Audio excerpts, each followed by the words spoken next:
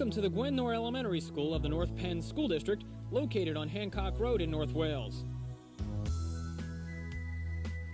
When Gwyn-Nor opened in 1966, it had a student population of approximately 150. Today, Gwyn-Nor holds nearly 570 students. Since 1985, Dr. Mary Ann Kemmer has been the residing principal at Gwyn-Nor Elementary. Dr. Kemmer explains the driving educational philosophy at Gwyn-Nor. I think the most important driving force behind the school, as from my perspective, is that this is a safe, supportive place for them to be. It's their home away from home, and that they feel happy to be here, that they feel the people that are working with them are concerned about them and care about them. And when they're feeling that way, they will learn, and they will have an interesting learning experience. We have a slogan, celebrate the learning, and I look at every day as a day full of learning and a day full of celebrations of all the different things that children learn. Every year, the staff gathers together to develop goals for the upcoming year. They assess what they have done well and should continue to do, and discuss areas for improvement. From that assessment, the staff begins a search for a major theme. Dr. Kemmer explains. Well, this year we had many things we felt very good about. We wanted the children to be more sensitive to the differences of abilities and the differences of background of all the children. So our theme this year is friendship. And all of our special activities are geared around friendship and sharing. We just had our winter concert, which was all songs about caring about other people, being considerate about other people, and feeling good ourselves through that. One program helps to develop friendship through peer partnerships or a buddy system. Two teachers will get together and they will plan a learning activity. Oftentimes it's a language art activity where there's something to do with writing and reading. And the children will work with their buddy. It gives a one-on-one interaction with another child, and it also allows that child some individualized attention. Mary Waltrich, a first grade teacher who participates in cooperative learning, explains the goals of the program. When you teach a cooperative learning lesson, there's not just one goal, it's not just an academic goal. It's an academic goal and a social, behavioral goal, two outcomes. The kids in the cooperative program begin with simple partnering activities called Think, Pair, Share. From these activities, students build up to teams of 4 where each member of the team has a specific job to do. The cooperative learning program started nearly 5 years ago. The students try to work together at least once a week. Linda King, a third grade teacher, explains her students' perspective. Many people think that cooperative learning is you put the children in groups and they simply work together, and that's not how it works. What you need to do is plan exactly. Each person has a job or each person has a role. So there may be someone who's a recorder, someone who's a writer, someone who's a reader, and someone who's a gatekeeper, which is watches the clock and makes sure that everything's happening as it should. The students have a common goal and work well together. They really do like working together. I mean, you have times when they don't want to work together, but the outcome that you make the goal of the group so that they all will work together to achieve it. And if you give them a time frame, that often helps too. If the assignment is to work on these 10 true-false questions and you have 10 minutes as a group and everybody has an assigned role, they each need to do their part to contribute to, complete the assignment. This inter-grade level program helps all students feel as though they belong. Through this type of cooperative learning process, students share responsibility and look out for the well-being of each other. Gwyn-Nor has students with an assortment of cultural backgrounds. Through group activities, students gain a mutual appreciation of culture. They learn respect and sensitivity towards others and learn from the differences. Here, these 4th graders are learning about the story of John Henry as part of Black History Month. Kids are listening to a lively and musical rendition of the story by their 4th grade teacher, Julie Parker. From sun to sun. Dr. Kemmer explains how the children react to Gwyn-Nor's diverse cultural background. I really think that that they learn from one another. Teachers create opportunities for them to share their cultural backgrounds, differences. Parents come in and put on demonstrations. A lot of sharing of food. We seem to learn much about one another's cultures through food, and that's always a fun activity for all of us. And they usually share some of that food with me, so I enjoy that too. But beyond the food is that we know that we do have differences in our orientation, differences in our family lives, but much of what we do is the same. I think we learn that we're more the same than we are different through these experiences.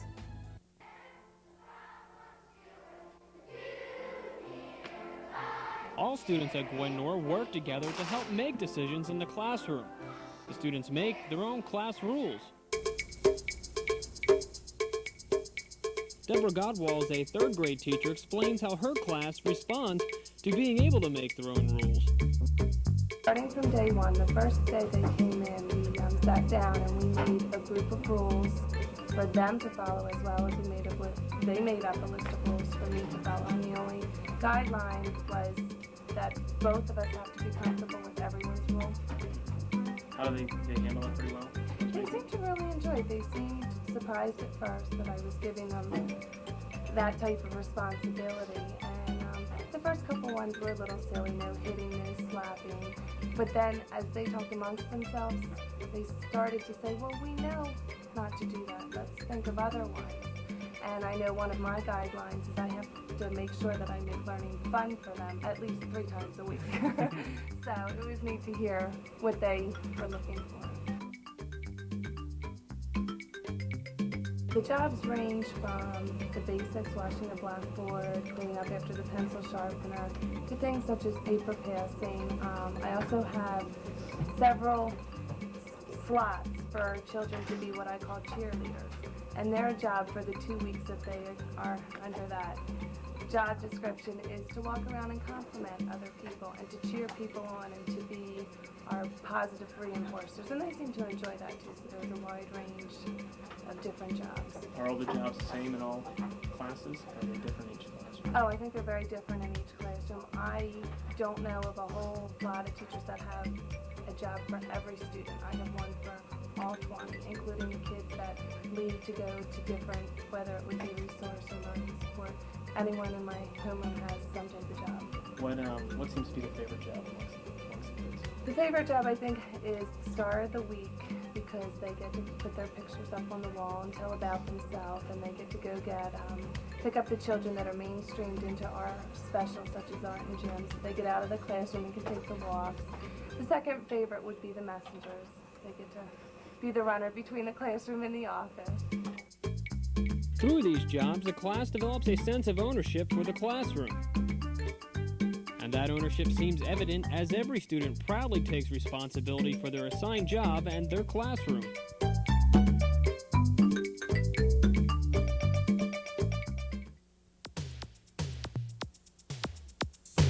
Math, art, science, writer's workshop. Math, science, and art. Art, gym, music, gym. Art, music, and gym always seem to be some of the favorites among the students. The teachers of these subjects work to integrate their lesson plans with what the students are currently studying. These students are studying Native American Indians in their social studies class.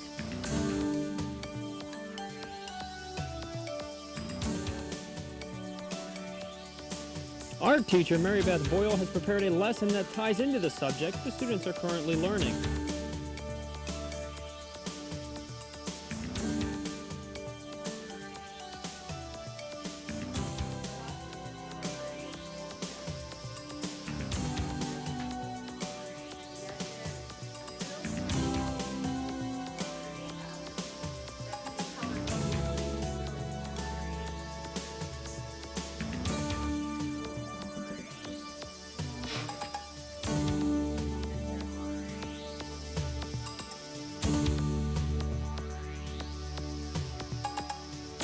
The students are making a carrying bag called a parfleche that was used in the Native American Indian culture.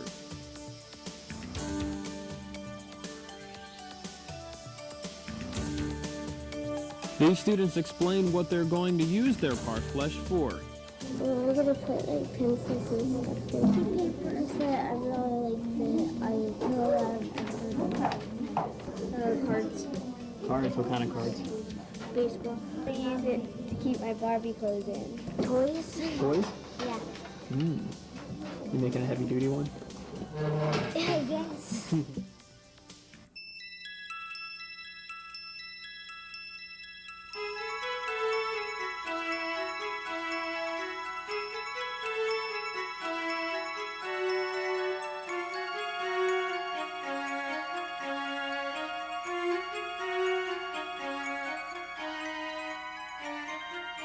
In the library, promoting the fun and joy of reading is the primary goal.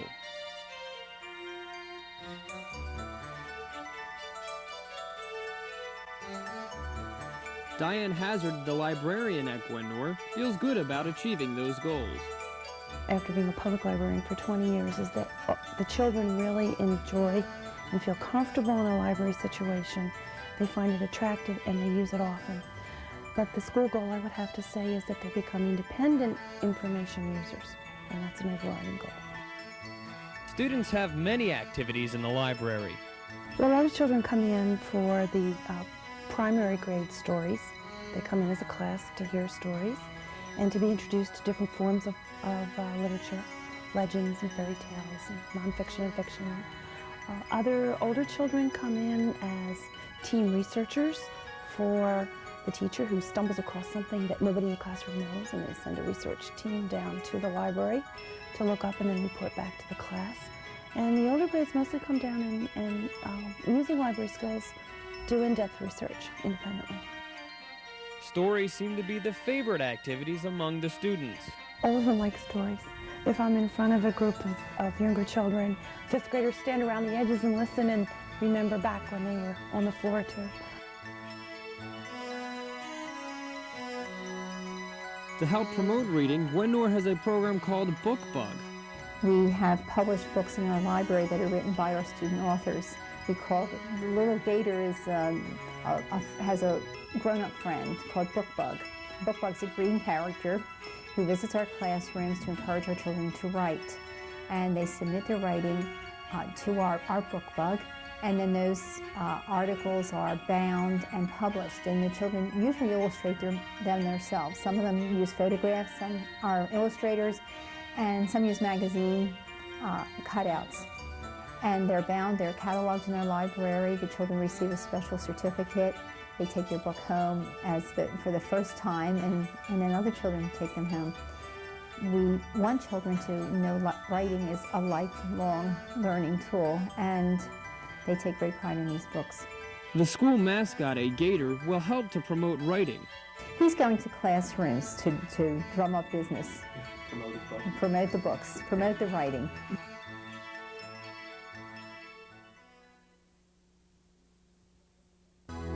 Friendship, respect, and spirit are all part of staff and student attitudes. To help motivate and award students for good deeds, staff and students select a Gator of the Month. Gators of the Month are children that are selected from each classroom on a monthly basis for outstanding qualities in citizenship and friendship, and their pictures are in our lobby, and they take great pride in being a Gator of the Month.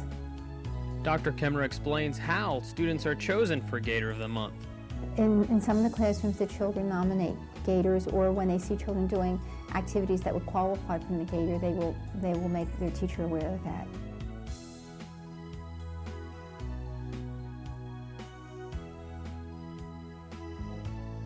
I have a nice teacher. And who's your favorite teacher? Mr. Ashcroft. Mr. Pugh. Miss Swaley. Last but not least are the people who are at the core of education at the school. This is a real great place to be. It's a fun place to be. There's a high enthusiasm level. There's a lot of energy. It's a staff that's very mixed in backgrounds, in ages, and we enjoy coming together and sharing ideas. I like to call it the collective wisdom. We have so many different orientations that we can look at a project that we're doing in the school and share ideas and come up with something better, certainly much better than any one individual could come up with. It's always a very enriching, refreshing experience to interface with them. That I still get a little twinge when a 5th grader stops me in the hallway in the morning and says, "Good morning, Mrs. Waltrich," someone that I had. Something else that I feel very strongly about is the effort that I helped with my 1st grade partners in helping to develop whole class reading. Oh, well, I guess I would have to say doing a library makeover when I moved in and upgraded the collection and made the place more attractive to the children to come in. And the fact that we're one big family and the children come often. I'd have to say the relationship with the staff as well as the relationship with the parents. You know, it's really a nice working environment.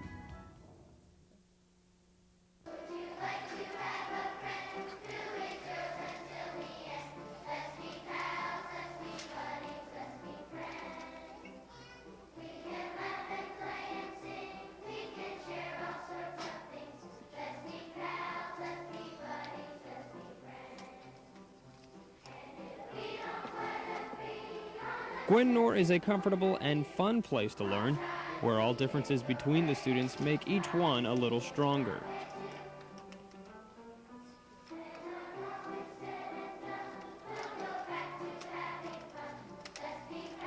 The students and staff work to make every single member of Gwyn-Nor feel welcome and part of the student community. I'm most proud of the community spirit that's in this school. I just feel that when you walk in, anyone walking in this school would feel that it's a warm, friendly, caring place, and that there's a lot of vitality. I'm very proud of that. I feel that it's reflected in our children. I think they are considerate of one another in the school. I think that they are happy to be here.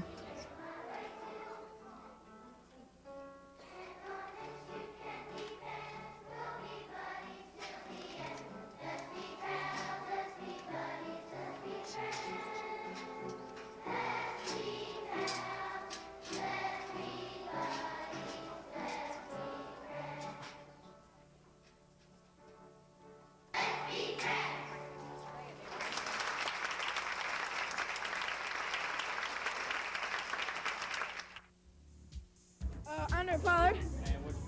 Social Studies and Science. Teresa Myers. Science. Shayla Garzano. English. Paul.